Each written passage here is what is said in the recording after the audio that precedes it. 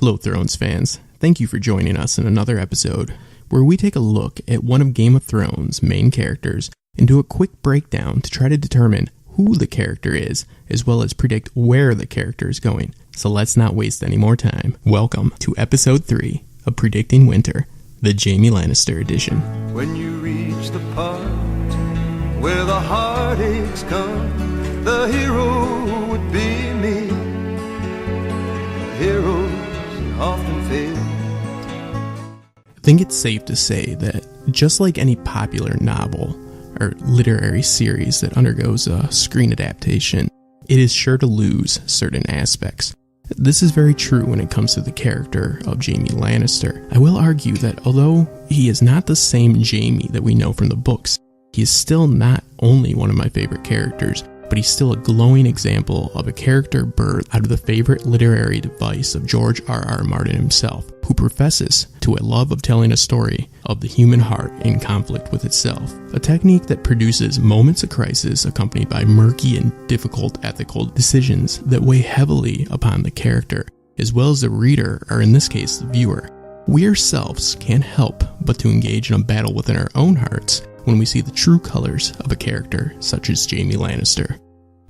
Unfortunately for many characters in our story, but especially Jaime, the picture that this paints is often not very pretty, sometimes due to the brutal nature that is the world of Game of Thrones, or simply the author or screenwriter's own intentional need to portray a jaded world that provides many moments of crisis for a character like Jaime and forces his hand to even neglect the so-called honorable path for the easier route.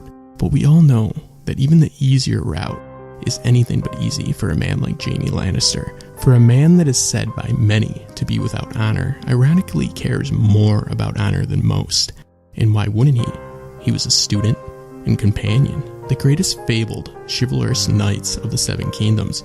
I'm talking about Sir Arthur Dayne, Gerald Hightower, and Barristan the Bold. But we all know that stories, just like wine, age well with time. And knowing this, we examine how true character holds up when his oaths come into conflict, and we'll try to decide how the tale of the Kingslayer will be told in the years to come. And Season 7 might be Jaime's last chance to change those stories that on many occasions he himself has denied caring anything about. But I don't believe it for a second. And I still have hope for Jaime, and I think he might just live up to the book Jaime after all. And we're only a couple days away from finding out, so let's make some predictions about what lays ahead for Sir Jaime Lannister.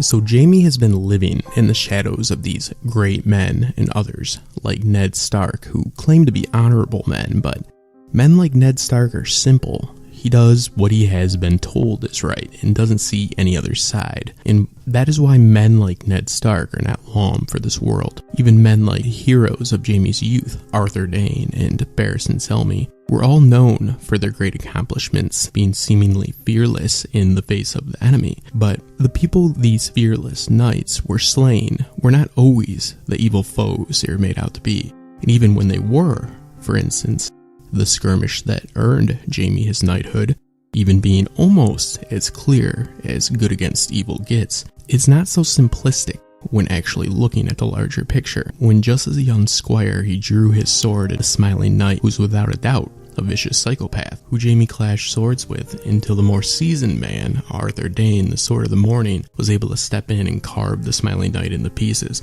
It felt like justice, and for the most part it was. However, this was in service to the vicious Mad King we all know of today.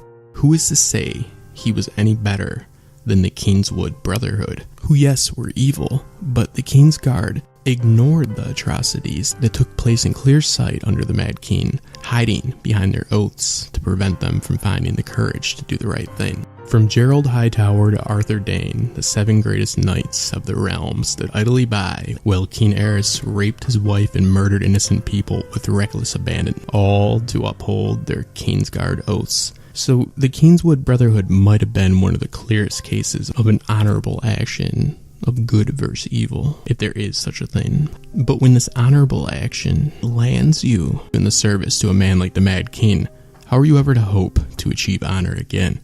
But like I said before, stories like these tend to age like wine. So Jaime became a protector to the man he would eventually slay in order to save the population at King's Landing. Nonetheless, he would not be a recipient of any gratitude or even respect of those like Ned Stark, whose very own brother and father had just been brutally murdered by the man Jaime killed. No, the same people he saved, and some would argue avenged, have treated him with nothing but disdain and ridicule. But this does show us what kind of man Jaime is. He's willing to do the right thing in the moment no matter what the cost. But there is one thing he's not willing to sacrifice, which brings nothing but frustration to most of the fandom.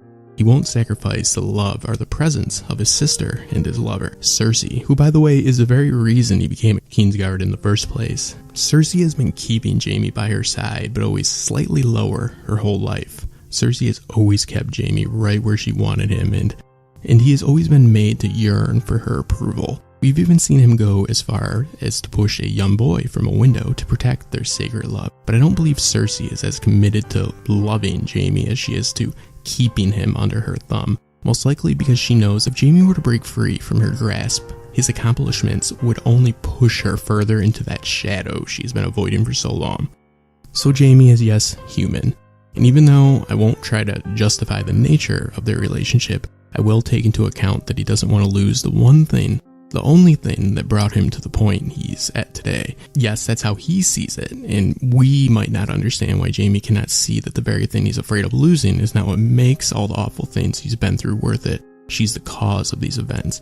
But going into Season 7, when the enemy is at their doorstep and allies are scarce, especially after Cersei blew most of the previous alliances up, along with the hopes of gaining a good amount by blowing them up in the equivalent of the Vatican, Jaime knows he cannot honor one vow without forsaking another, so he will lead his western army against a force that is sure to be near unstoppable, and I believe, and actually know, he will do this with the aid of arguably the greatest living military commander in the Seven Kingdoms, Randyll Tarly, as well as who might just be the only person who matches Cersei in her madness and short-sighted tactics, Euron Greyjoy.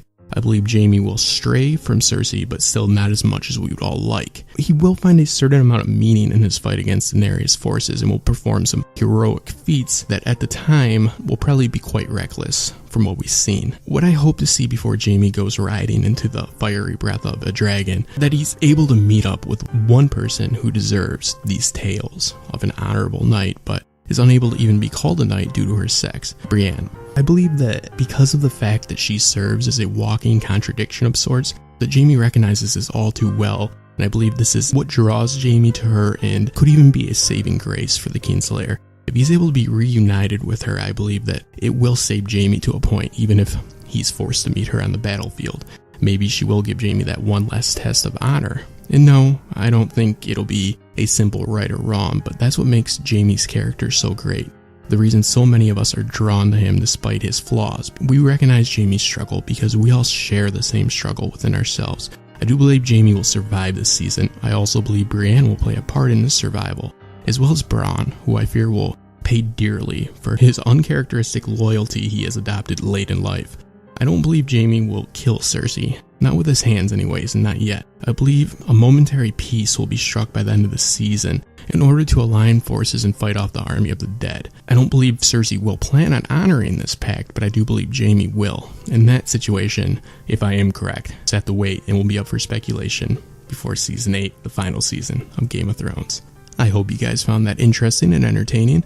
Again, I'm Justin Thomas, and we will be doing a few double episodes in order to get them all in right before the season premiere this Sunday. Make sure to like and subscribe, and I will see you guys soon. Just like a paperback novel, the kind the drugstore sells. When you reach the part where the heartaches come, the hero would be me. The heroes often fail, and you won't read that book again because the ending just